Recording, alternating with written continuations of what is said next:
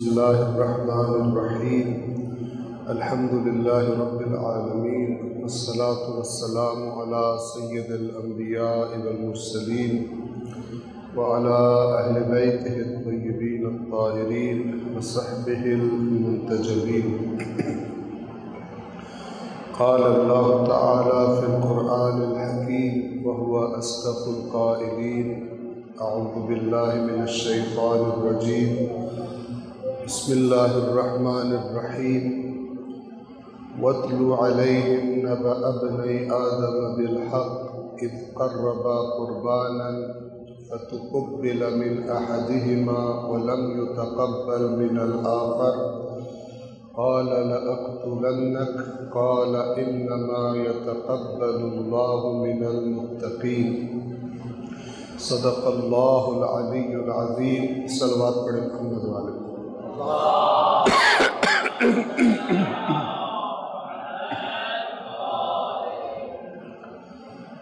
سب سے پہلے اپنے آپ کو اور پھر آپ تمام مومنین کو، نمازیوں کو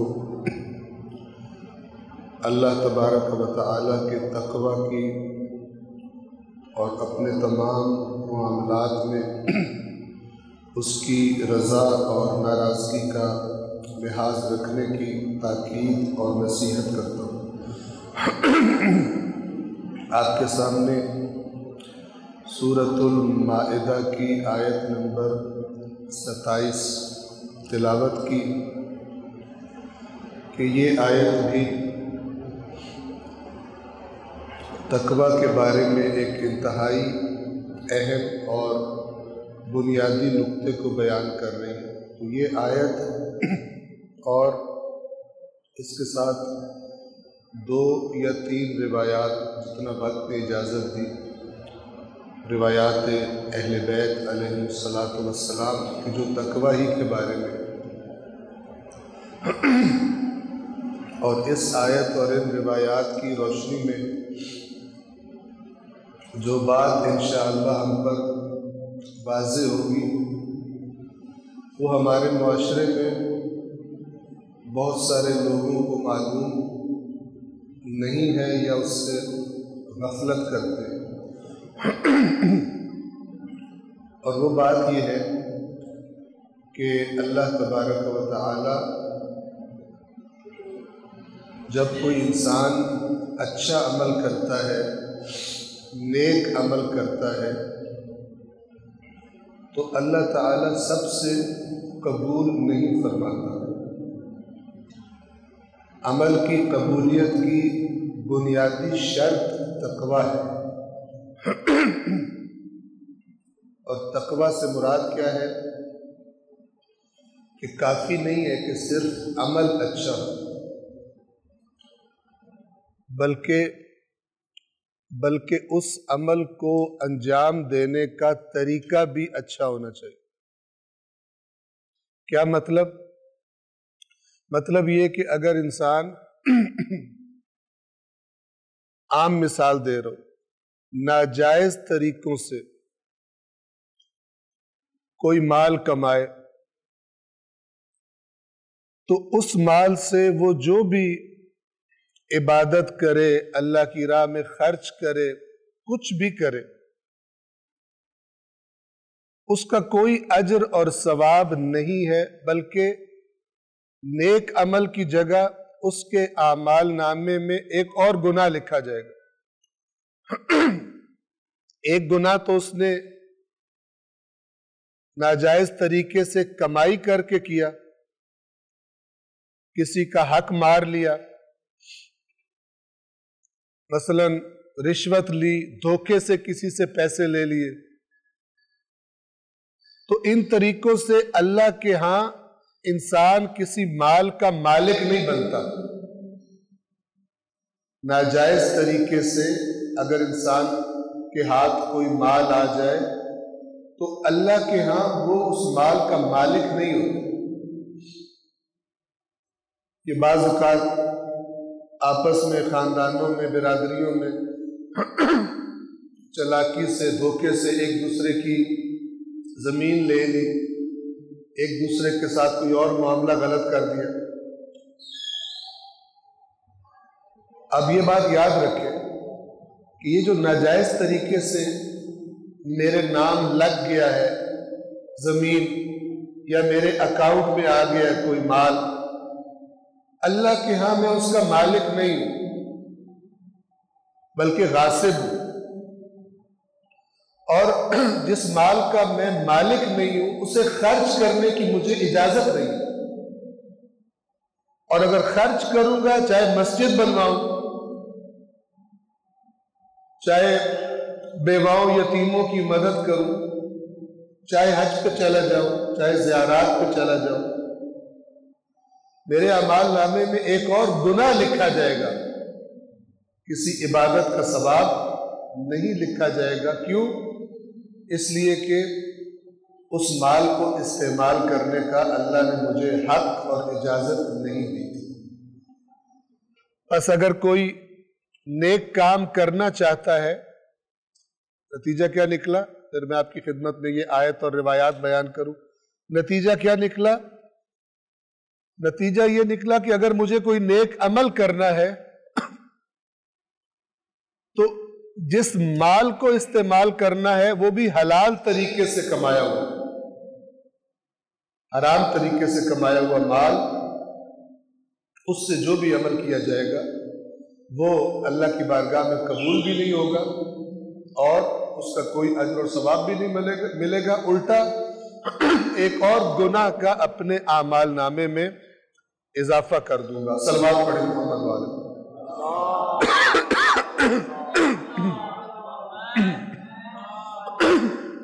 تو سب سے پہلے یہ آیت، یہ سورۃ المائدہ کی آیت نمبر 27 ہے، جس میں یہ ذکر ہے کہ اللہ صرف متقین سے قبول کرتا ہے، تقوی والوں سے قبول کرتا ہے. اور یہ جملہ بولا تھا حضرت آدم کے بیٹے حابیل نے اپنے بھائی قابیل کو، جب ان کا آپس میں اختلاف ہوا. تو توجہ کیجیے، اللہ تعالیٰ فرماتا ہے وَاتْلُ عَلَيْهِمْ نَبَأَ ابْنَيْ آدَمَ بِالْحَقِّ، کہ اے رسول آدم کے دو بیٹوں کا برحق قصہ انہیں پڑھ کے سنا دیجیے. وہ قصہ کیا تھا؟ اذ قربا قربانا، جب ان دونوں نے ایک قربانی پیش کی، ہر بھائی نے، دونوں بھائیوں نے ایک ایک قربانی پیش کی. تو کیا ہوا؟ فَتُقُبِّلَ مِنْ أَحَدِهِمَا وَلَمْ يُتَقَبَّلْ مِنَ الْآخَرِ، تو ایک سے قربانی قبول ہو گئی، قبول کر لی گئی، اور دوسرے سے قبول نہ کی گئی، اللہ نے قبول نہیں فرمائی. تو جس کی قربانی قبول نہیں ہوئی تھی، بجائے یہ دیکھنے کے کہ میرے اندر کیا خرابی ہے کہ اللہ نے قبول نہیں فرمائی، جس کی قبول ہوئی تھی اس اپنے بھائی کو کہنے لگا قال لأقتلنک، میں تجھے ضرور قتل کروں. تیری کیوں قبول ہوئی؟ غلط رویے اور غلط لوگ دیکھیں کیسے ہوتے. بجائے اپنی غلطی کے قربانی قبول کرنا کس کا کام ہے؟ اللہ کا کام ہے، بندے کا تو کام نہیں. لیکن حسد میں آ گیا، بجائے اپنی غلطی کی طرف دیکھنے کے. جس کو ذرا اللہ نے شرف قبولیت دیا تھا، جس کی قربانی کو، اس اپنے بھائی سے کہتا ہے تجھے میں ضرور قتل کروں. اب دوسرے بھائی نے کیا جواب دیا، وہ ہمارا اصل نقطہ ہے. قال، تو دوسرے بھائی نے کہا انما یتقبل اللہ من المتقین، اللہ صرف متقین سے قبول کرتا ہے. یہ بہت اہم ہے. ہمارے معاشرے میں، پاکستان میں ایک بہت بڑی تعداد ہے ایسے لوگوں کی جن کے ذرائع آمدن حرام ہیں، لیکن انہوں نے غریبوں کی مدد کے بھی سلسلے چلائے ہوئے، چندے بھی دیتے ہیں، نیک کام بھی کرتے ہیں دھوکے میں. اور اگر آپ فرض کریں کہ اللہ اس بات کو قبول کر لے، کماؤ جہاں مرضی سے، لیکن بیچ میں سے میرے راستے میں بھی لگا دو. تو گویا خود اللہ تعالیٰ لوگوں سے کہہ رہے کہ جی بھر کے بے ایمانیاں کرو، بس بیچ میں سے کچھ مجھے دے دیا کرو. اور نعوذ باللہ یہ بات ایسی ہو جائے گی جیسے کرپٹ اور بے ایمان پولیس والے، ایماندار نہیں، کرپٹ اور بے ایمان پولیس والے اپنے علاقے کے چوروں سے، منشیات فروشوں سے یہ کہتے ہیں کہ تم اپنا دھندا کرتے رہو، ہر مہینے اتنا منتھلی پیسہ ہمیں دے دینا تو تمہیں کوئی نہیں پکڑتا. اللہ کا نظام ایسا نظام، ہرگز ایسا نظام. نہ صرف یہ کہ قبولیت نہیں ہے، اجر اور ثواب نہیں ہے، بلکہ ایک اور گناہ کا اضافہ ہے.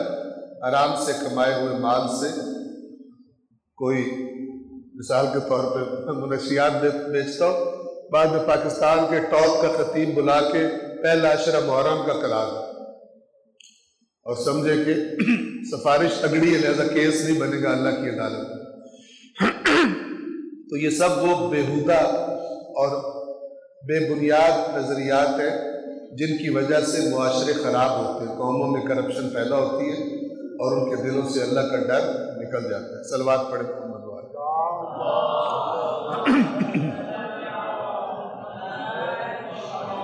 بس یہ جملہ اس آیت کا یاد رہے آخری، انما یتقبل اللہ من المتقین، اللہ صرف متقین سے قبول کرتا ہے، باقیوں سے قبول نہیں کرتا. خوب، اسی تقوی کے بارے میں پہلی روایت شاید میں نے پہلے بھی آپ کی خدمت میں یہاں بیان کی ہو، لیکن تکرار یاد رکھنے کا سبب بنتی ہے اور یاد دہانی کا سبب بنتی ہے، میرے لیے بھی، آپ کے لیے، سب کے لیے. عن ابی جعفر علیہ السلام، ابی جعفر امام محمد باقر علیہ السلام ہے. امام فرماتے ہیں، قال، امام نے فرمایا، کان امیر المؤمنین صلوات اللہ علیہ، امیر المؤمنین کان یقول، فرمایا کرتے تھے. یعنی امام علی علیہ السلام نے یہ بات ایک مرتبہ نہیں کی بلکہ تکرار فرمایا کرتے. اس کی یہ تکرار کرنا اہمیت کی طرف اشارہ ہے کہ بار بار فرمایا کرتے تھے. بات وہی ہے جو آیت میں اللہ تعالیٰ نے فرمائی ہے، بات وہی ہے، لیکن امیر المومنین اس کی تکرار فرمایا کرتے تھے.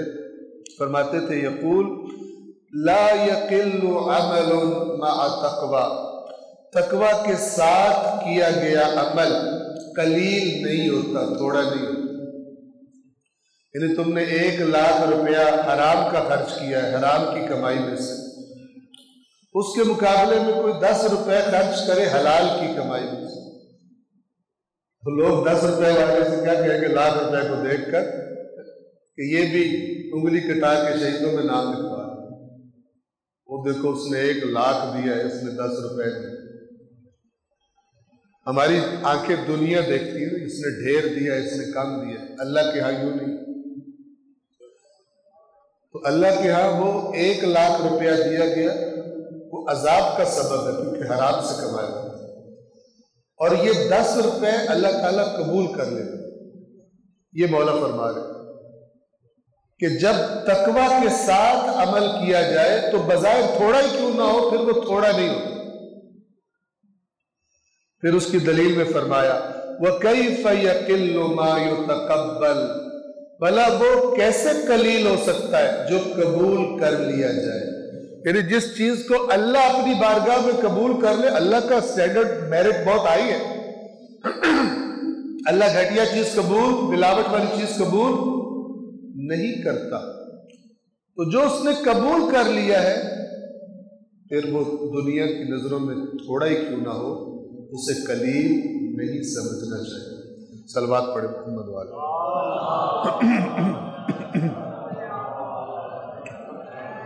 اسی طرح اس سے اگلی حدیث توجہ فرمائیے،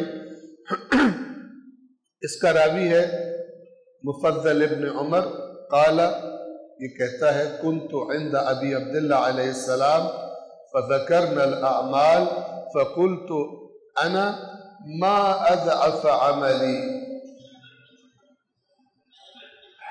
ہم امام یہ کہتا ہے کہ ہم امام جعفر صادق علیہ السلام کے پاس تھے، ان کی محفل میں بیٹھے ہوئے تھے، تو اعمال کا ذکر ہوا، نیک عمل کرنے چاہیے، نیک اعمال کا ذکر ہوا، تو میں نے کہا میرا عمل کس قدر ضعیف ہے، میرا عمل کس قدر ضعیف ہے۔ تو امام نے فرمایا فقال مہ، خاموش، استغفر اللہ سے کہ جو تو نے بات کی ہے اس کی استغفار کر، اس کی استغفار کر۔ ثم قال لی، پھر امام نے مجھ سے کہا، مجھ سے فرمایا ان قلیل العمل مع التقوی خیر من کثیر العمل بلا تقوی، کہ بے شک یقیناً وہ قلیل عمل جو تقوی کے ساتھ ہو انجام دیا جائے وہ بہتر ہے اس کثیر عمل سے جو بغیر تقوی کے انجام دیا جائے۔ قلت کیف یکون کثیر بلا تقوی، تو یہ راوی کہتا ہے کہ میں نے امام سے سوال کیا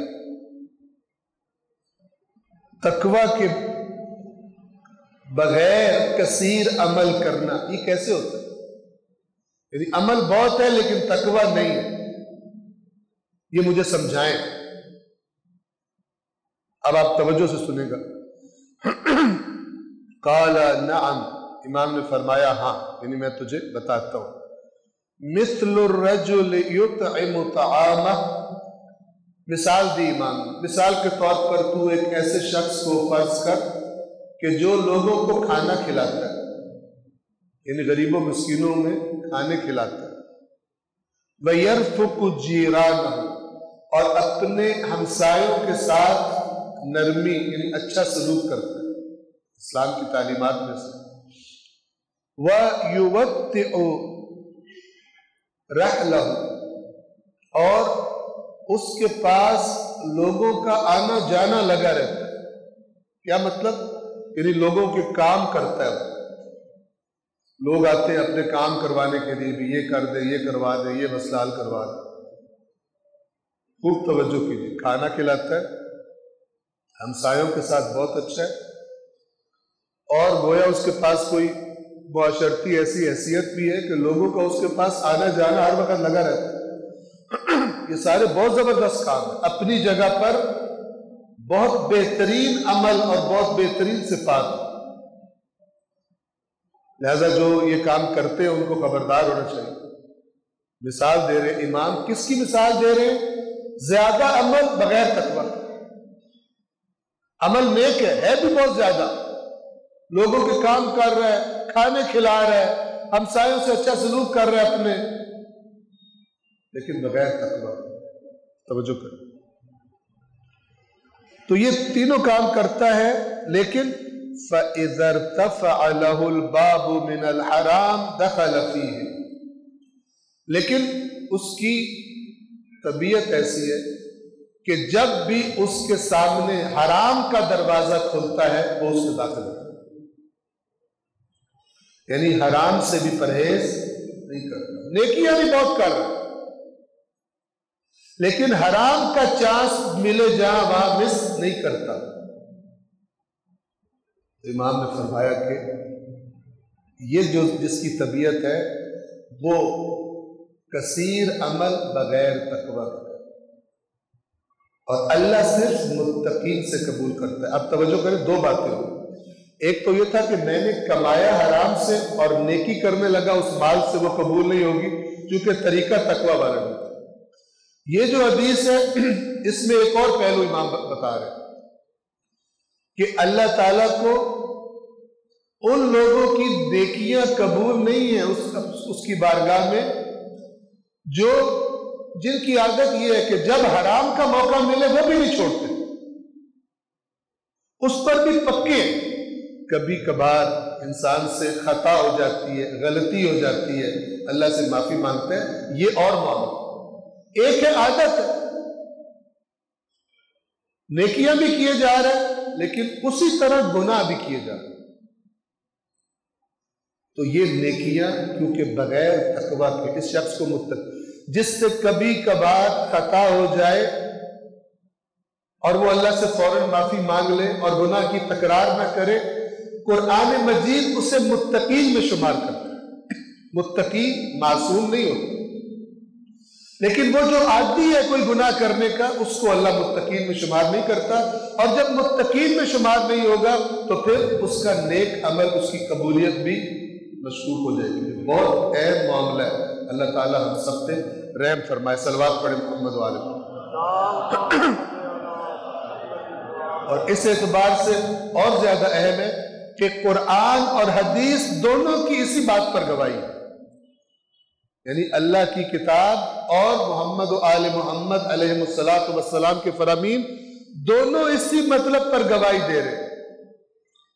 یعنی اللہ تعالیٰ ایسا نہیں ہے کہ کرپٹ لوگوں کو گویا اس نے اجازت دے دی ہے کہ تم لگے رہو، موجیں مستیاں بھی کرو، حرام بھی کرو، لیکن ہمارا بھی خیال رکھا کرو، حج بھی کیا کرو، زیارتیں بھی کیا کرو، کھانے کھلایا کرو، لوگوں کے کام کیا کرو، تو کوئی مسئلہ نہ۔ اب جو فرما رہے صلوات پڑھ دے پھر محمد والے۔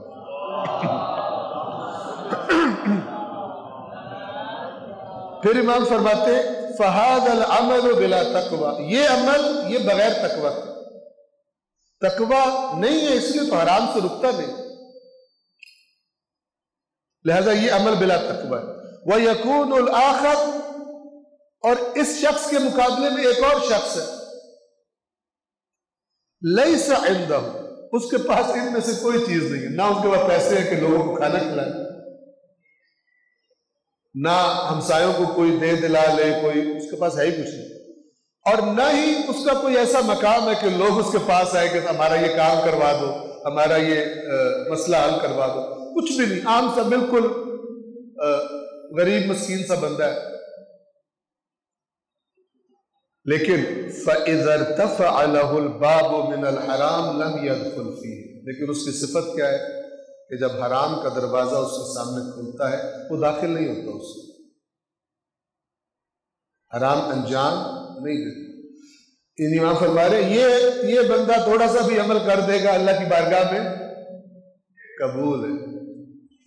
لہذا وہ جس نے سوال کیا تھا امام اس سے کہہ رہے، اصل میں امام اسے یہ بتانا چاہ رہے کہ اگر بنیاد تیری تقوی پر ہے تو پھر مت کہہ میرا عمل تھوڑا ہے، مت کہہ، پھر بہت، لیکن اگر بنیاد تقوی پر نہیں ہے پھر زیادہ عمل بھی اس پر اترانے کی ضرورت اور خوش ہونے کی ضرورت نہیں ہے۔ صلوات پڑھیں محمد والے۔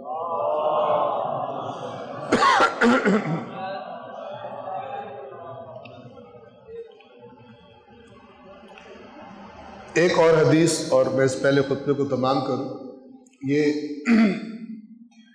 حدیث جو آپ کو، یہ حدیث جو بھی پڑھ کے سنانے لگا ہوں، یہ ساری احادیث جو میں نے آپ کو پڑھ کے سنائی یہ اصول کافی کتاب الایمان والکفر کی روایات،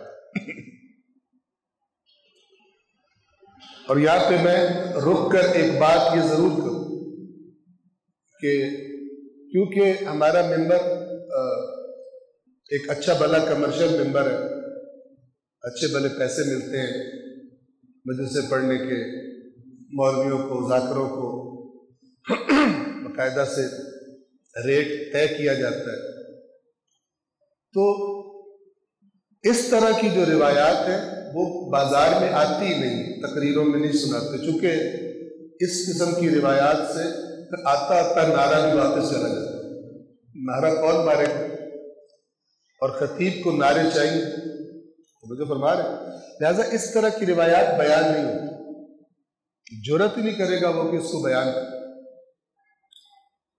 لوگ اگلی دفعہ کہیں گے اس کو بلانا ہی کوئی، تو بجائے جنت کا ٹکٹ دے کے ہمیں ساری ذمہ داریاں ہمارے کندھوں پہ ڈال دیں، لہذا یہ روایات نہیں آتی۔ تو روایات کون سی زیادہ سنائی جاتی ہیں؟ توجہ کریں، مثلا جس نے فلان زیارت کی اس پہ جنت واجب ہو، اس کا مطلب کیا ہوتا ہے؟ مثلا جس نے حدیث میں جس نے مثلا امام رضا علیہ السلام کی زیارت کی اس پہ جنت واجب، وہ روایت جو کہنا چاہ رہی ہے اپنی جگہ پر صحیح ہے، لیکن ان کا کیا کریں گے؟ بتانا چاہیے نا خطیب کو حرام مال سے کیوں زیارت نہیں قبول ہوگی.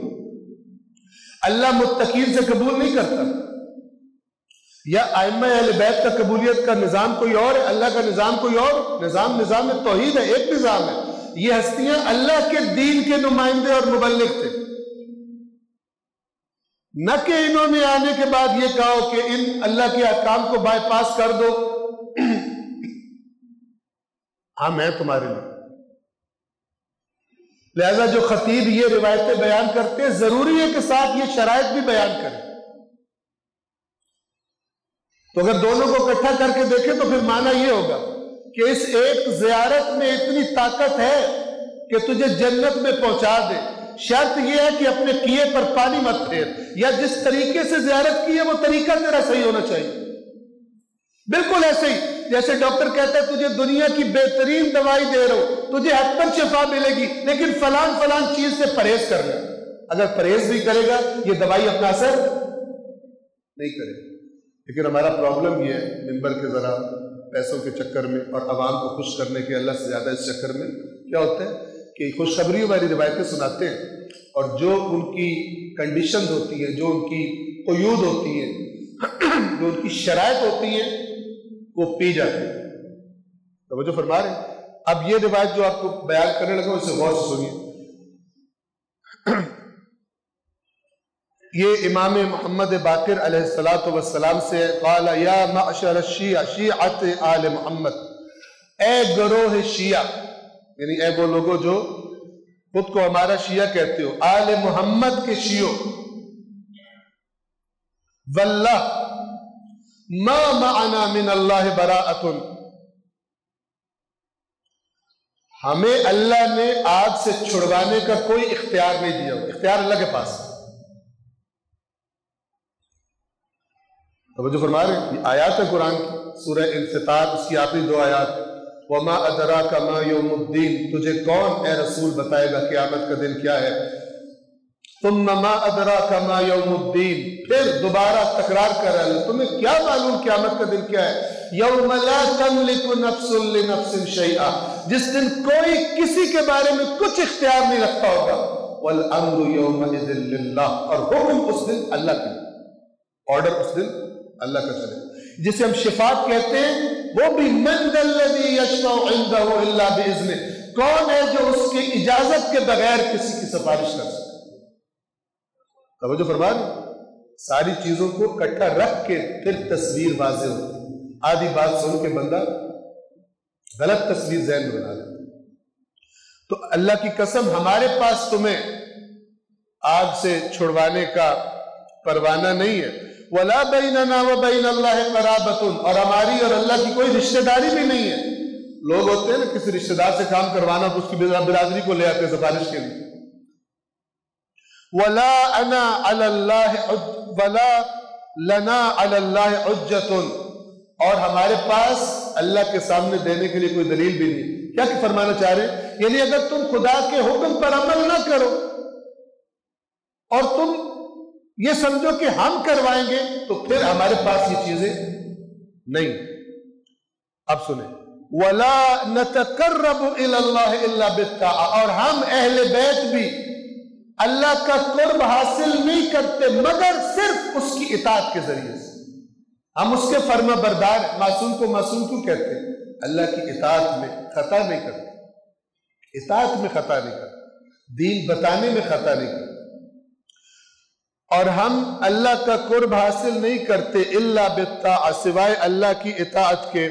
فمن کان منکم مطیعا للہ نفعہ ولایتنا ومن کان منکم عاصیا للہ لم تنفعہ ولایتنا. پس نتیجہ یہ ہے کہ تم میں سے جو اللہ کا مطیع ہے اسے ہماری ولایت نفع دے گی, جو اللہ کا نافرمان ہے اسے ہماری ولایت نفع نہیں دے گی. وَيْحَكُمْ لَا تَغْتَرُّوا وَيْحَكُمْ لَا تَغْتَرُّوا, تمہارا بھلا ہو دھوکہ نہ کھانا, تمہارا بھلا ہو دھوکہ نہ کھانا, یعنی ہمارے نام پر باتیں سن کے دھوکہ نہ کھانا. دوسرے خطبے میں تکرار کرتا ہوں اپنے لیے پہلے اور پھر آپ کے لیے, اپنے معاملات میں, اقوال میں, افعال میں, فیصلوں میں اللہ تبارک و تعالیٰ کے تقوی یعنی اس کی نافرمانی سے بچنے کی کوشش اللہ تعالیٰ ہم سب کو یہ توفیق عطا فرمائے۔ سب سے پہلے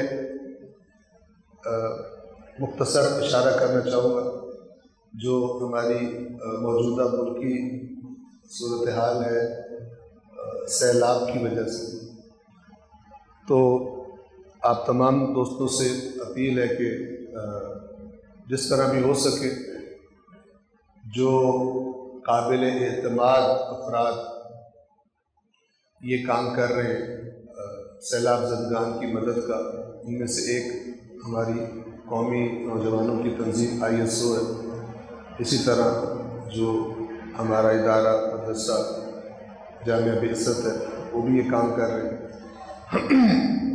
تو حتماً کوشش کریں چاہے تھوڑا ہی صحیح اور حلال میں سے، انشاءاللہ آپ سب کا مال حلال مال، تھوڑا ہی صحیح لیکن اس کام میں شامل ضرور کر دیں، کیونکہ تھوڑا تھوڑا مل کر جہاں پہنچتا ہے وہاں پر بہت ہو جاتا ہے، جن کی ہیلپ ہوتی ہے، اور جب اللہ قبول کر لے تو اللہ تھوڑے کو بھی بہت زیادہ کر دیتا ہے۔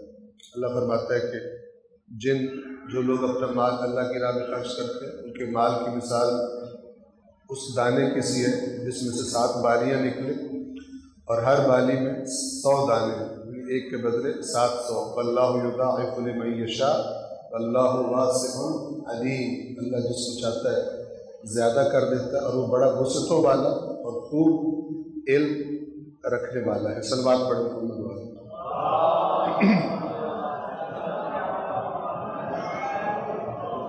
اسی طرح آپ کی خدمت میں عرض کریں کہ جامعہ بعثت کی طرف سے 7 ستمبر بروز اتوار ان پرسوں یہ بچوں کے لیے، نوجوانوں کے لیے تعلیمی اور تربیتی ورکشاپ ہوتی ہے، اور یہ ورکشاپ کا سلسلہ جاری ہے۔ تو آپ سب سے خاص طور پر رجوع سادات کے مومنین سے ایک گزارش ریکویسٹ ہے کہ ہماری دنیا کا ماحول، ہمارے معاشرے کا ماحول، ہر ایک کے پاس سوشل میڈیا، موبائل، یہ جو اثرات ڈال رہے ہیں ہماری آئندہ نسل پر، ان سے بچنے کے لیے، دین سے آشنائی کے لیے، ایک تربیتی ماحول میں کچھ وقت گزارنے کے لیے حتماً اپنے بچوں کو انشاءاللہ ان ورکشاپ بھیجیں گے۔ اللہ تبارک و تعالی ہمیں بھی اور ہماری آئندہ نسل کو بھی بے دینی سے اور بد عملی سے اور اللہ کی نافرمانی سے محفوظ فرمائے۔ صلوات پڑھیں محمد والا۔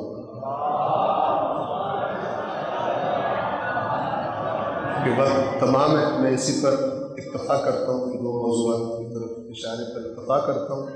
اللہ تعالیٰ سے دعا ہے کہ پروردگار عالم ہمارے اعمال کو، ہماری نیکیوں کو اپنی بارگاہ میں قبول فرمائے، اور اللہ تعالیٰ ہمیں اپنے گناہوں سے استغفار کرنے کی، صدق دل سے معافی مانگنے کی اللہ تعالیٰ ہمیں توفیق عطا فرمائے۔ بسم اللہ الرحمن الرحیم۔ قل هو اللہ احد اللہ الصمد لم یلد ولم یولد ولم یکن له کفوا احد۔ صدق اللہ العلی العظیم۔ السلام علیکم ورحمۃ اللہ وبرکاتہ۔